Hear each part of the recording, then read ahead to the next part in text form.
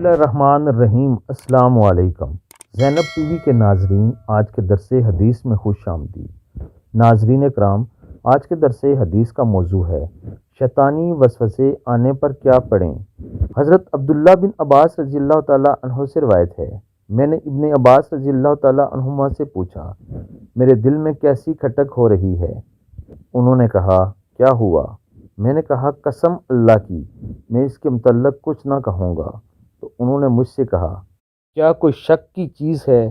یہ کہہ کر ہنسے اور بولے، اس سے تو کوئی نہیں بچا ہے، یہاں تک کہ اللہ عز و جل نے یہ آیت نازل فرمائی، اگر تجھے اس کلام میں شک ہے جو ہم نے تجھ پر اتارا ہے تو ان لوگوں سے پوچھ لے جو تم سے پہلے اتاری ہوئی کتاب تورات و انجیل پڑھتے ہیں۔ سورہ یونس۔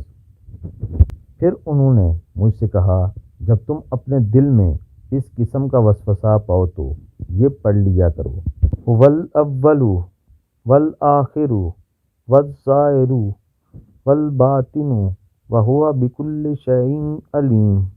وہی آخر، وہی ظاہر، وہی باطن، اور وہ ہر چیز کو بخوبی جاننے والا ہے۔ ابو داؤد۔